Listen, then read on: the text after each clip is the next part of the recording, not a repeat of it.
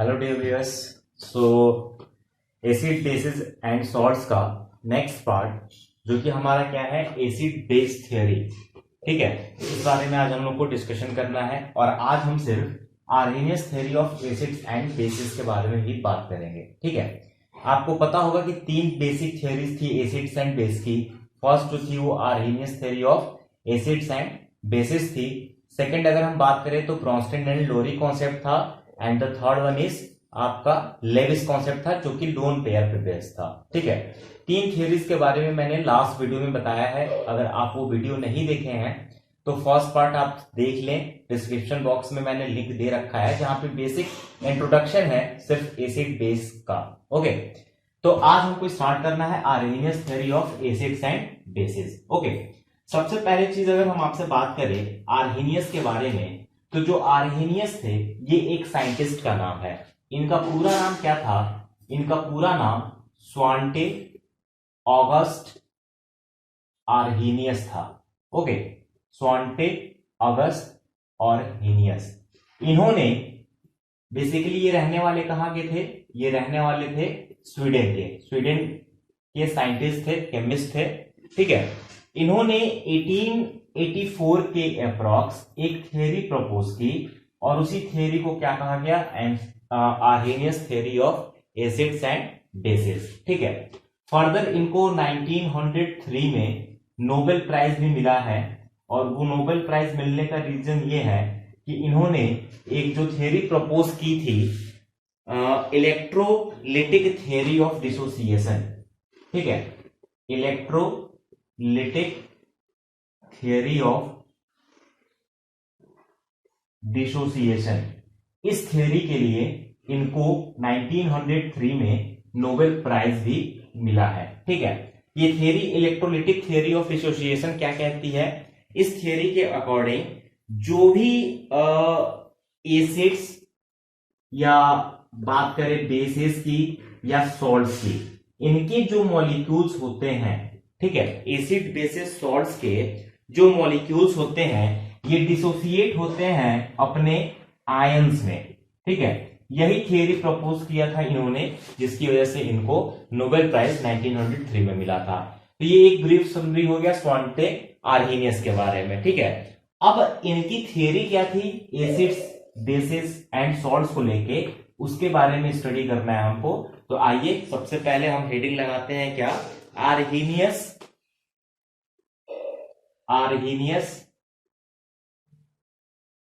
Theory of acid. Okay, यानी acid के बारे में आर्हेनियस का क्या कॉन्सेप्ट रहा है। ठीक है, तो सबसे पहले डेफिनेशन देखते हैं कि इस थ्योरी के अकॉर्डिंग क्या था। इस थ्योरी के अकॉर्डिंग एसिड्स किनको कहा गया? Acids are the substance, acids are the substances that dissociates or ionized to give H plus ion when dissolved in water. Okay, that means जब भी हम किसी सब्सटेंस को वाटर में डिसॉल्व करते हैं तो वाटर में डिसॉल्व करने के बाद अगर वो H प्लस आयन फर्निश करता है, आयनाइज होता है, डिसोसिएट होता है H प्लस आयन में, तो हम कहेंगे कि वो सब्सटेंस क्या है? एसिड है। जैसे सपोज दैट मान लीजिए एक सब्सटेंस हमने लिया HA। ठीक है, और इस सब्सटेंस को जब हमने इसका एक्वस सॉल्यूशन ले लिया, एक्वस सॉल्यूशन मतलब इसको हमने वाटर में डिसॉल्व कराया, तो ये किसमें फर्निश होगा? H प्लस में, यानी H कैटायन, और A एनायन में ये फर्निश हो जाएगा। तो अगर ये H प्लस आयन दे रहा है जब हम इसको डिसॉल्व कर रहे हैं किसमें? वाटर में, तो हम कहेंगे कि ये सब्सटेंस क्या है? ये आर्हेनियस एसिड है। Okay, this one is Arrhenius acid. Okay, तो ये पूरा कॉन्सेप्ट था आर्हेनियस थ्योरी ऑफ एसिड का। ठीक है, जैसे सपोज दैट क्या हो जाएगा HCl। HCl को जब हम एक्वा सॉल्यूशन में डिसॉल्व करेंगे तो हमारा क्या हो जाएगा H प्लस में और Cl माइनस में ये डिसोसिएट हो जाएगा। ठीक है, इस तरीके से काफी एग्जांपल्स हैं। सेकेंड चीज अगर हम बात करें तो इस थियरी के लिए सबसे मेजर रिक्वायरमेंट क्या हो रही है, मेजर रिक्वायरमेंट है कि इसको एक्वस सॉल्यूशन में डिसॉल्व होना ही है। दैट मीन्स वाटर यहाँ पे एक्ट कर रहा है एज ए सॉल्वेंट। सॉल्वेंट का मतलब कि किसी भी सॉल्यूशन में जो ज्यादा अमाउंट पे प्रेजेंट होता है उसको हम सॉल्वेंट बोलते हैं। तो अगर ये सॉल्वेंट है, वाटर सॉल्वेंट ही बेस्ड ये थियरी है। अगर सॉल्वेंट की जगह सपोज दैट हमने अमोनिया ले लिया, ठीक है, या CH3COOH ले लिया, तो ये क्या होगा, ये थियरी इस पे अप्लाई नहीं करेगी। ठीक है, तो ये इस थियरी का सबसे बड़ा लिमिटेशन था कि यह थियरी सिर्फ और सिर्फ वाटर सॉल्वेंट के साथ ही एप्लीकेबल होती है।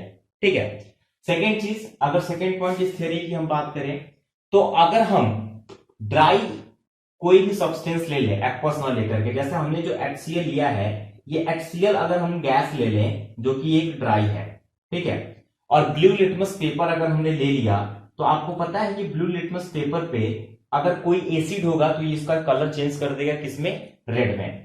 लेकिन ये जो लिटमस पेपर हमने लिया है ये कौन सा है, ये ब्लू लिटमस पेपर है। ठीक है, और ये जो पेपर है ये भी कैसा है, ड्राई है। ठीक है, यानी HCl गैस जो हमने लिया वो भी ड्राई है और ब्लू लिटमस पेपर भी हमारा ड्राई है। ठीक है, तो यहां पर क्या होगा, यहां पे no change in colour observe, यानी कलर में कोई भी चेंज नहीं होगा। क्यों नहीं चेंज होगा, क्योंकि यहां पर ये मॉइस्ट नहीं है। अभी हमने पढ़ा कि आर्हेनियस थ्योरी ऑफ एसिड के लिए क्या रिक्वायरमेंट है, वाटर की रिक्वायरमेंट है। तो यहां पे वाटर प्रेजेंट नहीं है यहां पर, जिसकी वजह से कलर में कोई चेंज नहीं होगा। इस बात को ध्यान रखेंगे। सेकेंड चीज, अगर हम सपोज दैट ये जो ब्लू लिटमस पेपर है इसको हमने मॉइस्ट कर दिया तो फिर ये क्या होगा, ये कलर चेंज हो जाएगा, किसमें, रेड में, और हम ये कह सकते हैं कि ये फिर क्या है, ये हमारा एक एसिड है। ठीक है, तो ये ध्यान रखना है कि आर्हेनियस थ्योरी ऑफ एसिड्स की अगर बात करें तो आर्हेनियस थ्योरी ऑफ एसिड क्या कहता है, जब हम वाटर में किसी सब्सटेंस को डिसॉल्व करेंगे तो वो कौन सा आयन फर्निश करेगा, H प्लस आयन फर्निश करेगा। H प्लस आयन में डिसोसिएट होगा या H प्लस आयन वो आयनाइज्ड हो जाएगा। ठीक है, ये एसिड का आर्हेनियस थ्योरी ऑफ कॉन्सेप्ट था। नाउ अगर हम बात करें आर्हेनियस थ्योरी ऑफ बेसिस, तो आर्हेनियस थ्योरी ऑफ बेसिस क्या कहती है, आर्हेनियस थ्योरी ऑफ बेसिस के अकॉर्डिंग अगर हम बात करें तो बेस क्या होता है, बेसिस वैसे सब्सटेंस होते हैं, बेसिस वैसे सब्सटेंस होते हैं जो कि अगर हम उनको डिसॉल्व करें वाटर में तो फिर वो हमको किस में डिसोसिएट होंगे, वो हमारे हाइड्रोक्सिल आयन में डिसोसिएट होंगे। अगर हम बात करें हाइड्रोक्सिल आयन को, तो हाइड्रोक्सिल आयन को हम क्या बोलेंगे, OH माइनस। ठीक है, ये क्या है हमारा हाइड्रोक्सिल आयन। तो डेफिनेशन क्या हो जाएगा, आर्हेनियस थ्योरी ऑफ बेस क्या हो जाएगा कि basis according to Arrhenius theory are the substances, bases are substances that dissociates or ionized to give hydroxyl यानी OH minus ion when dissolving water। Okay, तो यहां पे ये ध्यान रखना है कि बेसिस क्या होंगे, बेसिस वैसे सब्सटेंस होंगे जब हम वाटर में डिसॉल्व करेंगे तो हमारा क्या दे, हाइड्रोक्सिल आयन दे। जैसे सपोज दैट एक हमने ले लिया बेस हमारा BOH। ठीक है, इसका अगर हम एक्वा सॉल्यूशन लेते हैं तो ये क्या देगा, ये देगा हमारा OH माइनस आयन फर्निश करेगा और B प्लस आयन फर्निश करेगा। ठीक है, एग्जाम्पल क्या हो जाएगा, जैसे NaOH अगर हम एक्वा सॉल्यूशन में लेते हैं, वाटर में डिसॉल्व करते हैं सोडियम हाइड्रोक्साइड, तो ये हमारा Na प्लस और OH माइनस यहाँ पे क्या दे रहा है, ये हमारा हाइड्रोक्सिल आयन दे रहा है। ठीक है, तो बेसिस क्या हो जाएंगे आर्हेनियस थ्योरी के according? Bases are substance that dissociates और ionise to give hydroxyl ion when they are dissolved in water. Okay, तो ये चीज क्लियर हो गई। अब बेस के बारे में एक छोटा सा चीज यहां पे समझना है कि कोई भी कॉमनली अगर हम बेसिस की बात करें तो मेटल हाइड्रोक्साइड जैसे सोडियम हाइड्रोक्साइड हो गया, ठीक है, पोटेशियम हाइड्रोक्साइड हो गया, सोडियम हाइड्रोक्साइड हो गया, पोटेशियम हाइड्रोक्साइड हो गया, कैल्शियम हाइड्रोक्साइड हो गया, ठीक है। तो कॉमनली जो भी मेटल के हाइड्रोक्साइड होते हैं, ठीक है, मेटल के जो हाइड्रोक्साइड्स होते हैं वो जनरली क्या होंगे?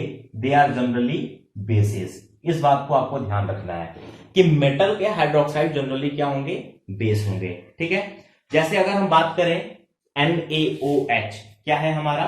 सोडियम हाइड्रोक्साइड है। तो सोडियम, एक चीज और है आपको यहां ध्यान रखनी है कि केमिस्ट्री में कुछ कॉमन नेम्स भी आपको याद रखने हैं। जैसे अगर हम बात करें सोडियम हाइड्रोक्साइड NaOH, इसका कॉमन नेम क्या हो जाएगा? कॉस्टिक सोडा हो जाएगा, ठीक है। अगर हम बात करें KOH, तो KOH का कॉमन नेम क्या हो जाएगा? कॉस्टिक पोटास हो जाएगा, ठीक है।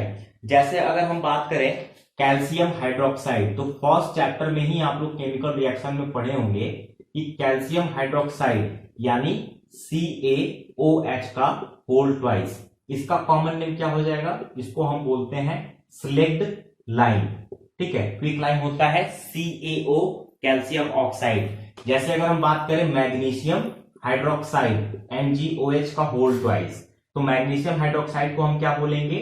मिल्क ऑफ मैग्नीशिया, जो कि यूज होता है एज एन एंटासिड मैग्नीशिया, ठीक है। और ये सारे के सारे क्या है? मेटल के हाइड्रोक्साइड है, इस वजह से इनको हम क्या बोलेंगे? बेस बोलेंगे, ठीक है। अब एक पॉइंट और है कि क्या सारे base, all the bases are dissolved in water, ठीक है। क्या ऐसा पॉसिबल है कि सभी बेस जो होते हैं वो वाटर में डिसॉल्व होंगे? तो वाटर में वो डिसॉल्व नहीं होते हैं। That means all the basis do not dissolve in water, ठीक है। सारे बेस वाटर में डिसॉल्व नहीं होंगे। तो कहने का मतलब ये है कि those bases which are soluble in water they are called as alkalis, ठीक है। पहला पॉइंट क्या हो गया?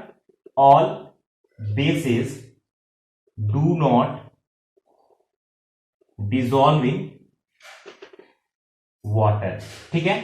यानी जितने भी बेस होते हैं ऐसा कोई जरूरी नहीं है कि वो सारे बेस वाटर डिसॉल्व हों, ठीक है। तो जो बेस वाटर में डिसॉल्व हो जाएंगे उन बेस को क्या बोलेंगे? उन बेस को हम बोलते हैं एल्कलीज, ठीक है। दैट मीन्स एल्कलीज क्या हो गया? Alkalis are the bases, alkalis are the bases which are soluble in, which are soluble in water, ठीक है। जो पानी में अच्छी तरीके से soluble हो उनको हम क्या बोलेंगे? एल्कलीज बोलेंगे, ठीक है। जैसे अगर हम बात करें कॉस्टिक सोडा और कॉस्टिक पोटास, इन दोनों की, caustic soda NaOH, caustic potash KOH, तो ये क्या होते हैं? ये बहुत ही स्ट्रॉन्ग एल्कलीज होते हैं।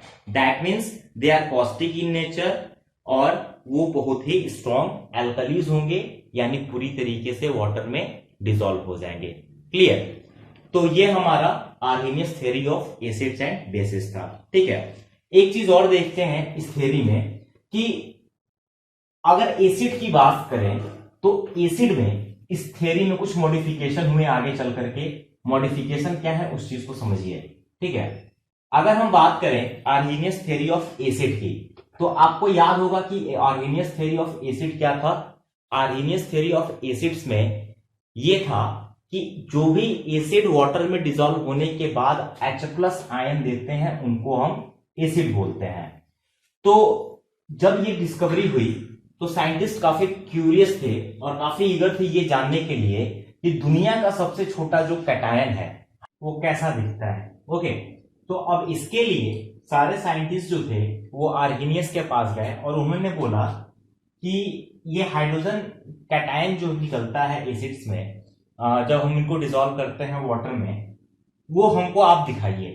तो आर्हेनियस महोदय ने क्या किया, उन्होंने एक बीकर लिया, ठीक है, और इस बीकर में वाटर को फिल कर दिया, और वाटर को जब फिल किया तो वाटर को भरने के बाद इसमें उन्होंने एसिड HCl या कोई भी एक एसिड इसमें मिला दी और बोला कि आप इसमें देखिए इसमें H+ आयन आपको नजर आएंगे।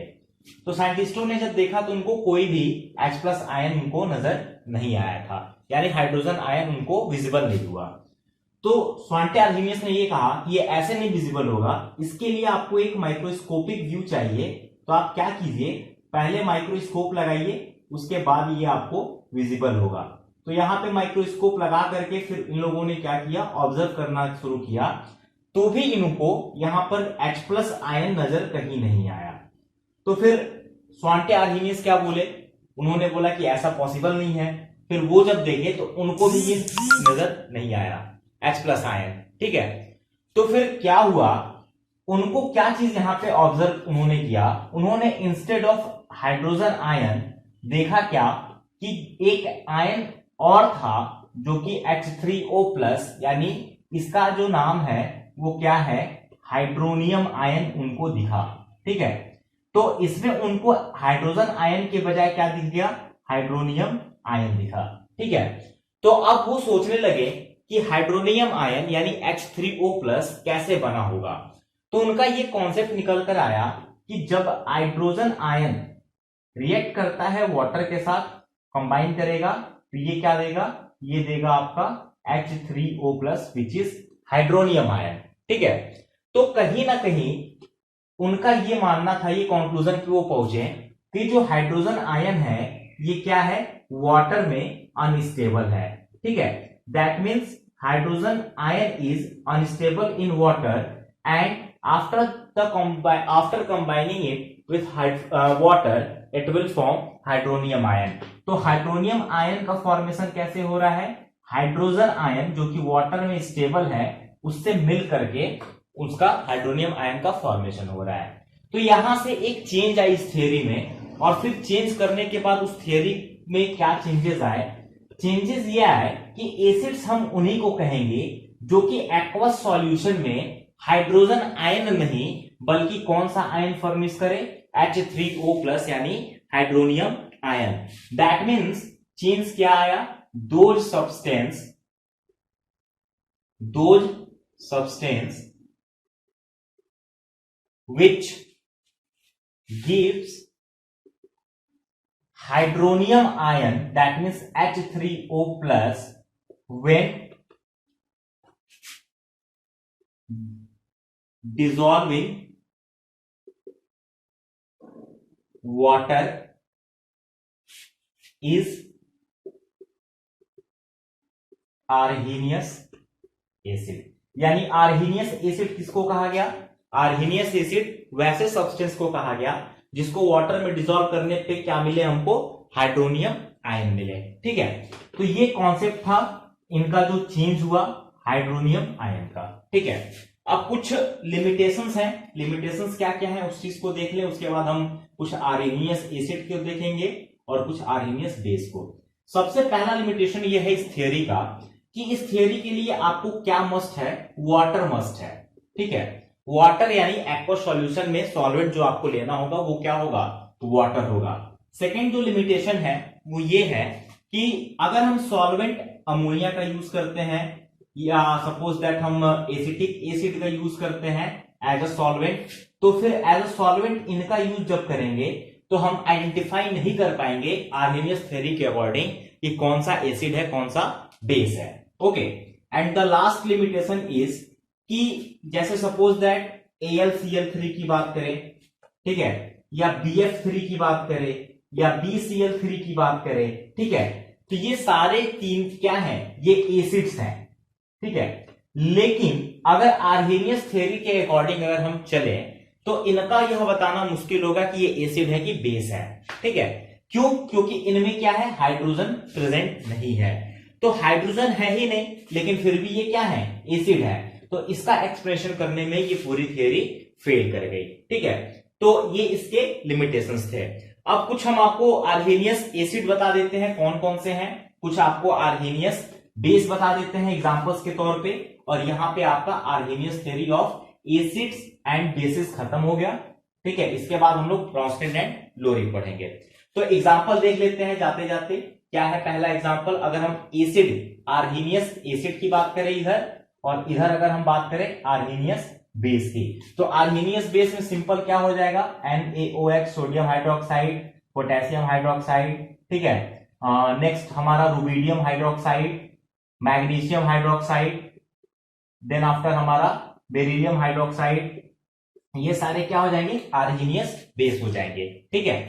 आर्हीनियस एसिड की बात करें, HCl hydrochloric acid, H2SO4 sulphuric acid, HNO3 nitric acid, H3PO4 जिसको हम बोलते हैं क्या, phosphoric acid, phosphorus acid, H3PO3 इसको बोलते हैं हम फास्फोरिक एसिड, फास्फोरिक एसिड, ये है हमारा phosphorus acid, okay. Then after इसके बाद अगर हम बात करें तो H2SO3 इसको क्या बोलते हैं हम, सल्फ्यूरस एसिड, ठीक है। HNO2 जिसको हम बोलेंगे क्या, नाइट्रस एसिड, ठीक है, नाइट्रस एसिड। इनके बाद अगर बात करें CH3COOH एसिटिक एसिड होता है, जानते हैं। HCOOH जो कि रेड एंट में पाया जाता है, जिसका नाम क्या है, फॉर्मिक एसिड, ठीक है, फॉर्मिक एसिड। इसके बाद अगर हम बात करें benzoic acid, C6H5COOH which is named as benzoic acid, ठीक है। इसके बाद अगर बात करें परक्लोरिक एसिड जिसको हम लिखते हैं HClO4, क्या है ये, परक्लोरिक एसिड, ठीक है। तो ऐसे तमाम सारे एग्जांपल्स हैं आपके आर्हीनियस एसिड के, और ये है आपका आर्हीनियस बेस का, ओके। तो वीडियोस को पसंद आए लाइक कीजिएगा, शेयर कीजिएगा, और चैनल अगर सब्सक्राइब नहीं किए हैं तो सब्सक्राइब कर लीजिएगा। और मैथमेटिक्स की भी वीडियोस अपलोड हो रही है, प्लेलिस्ट में जाकर के चेक कीजिए, और फिर आप मैथमेटिक्स के लेक्चर्स वहां से ले सकते हैं। Thank you so much for watching this video.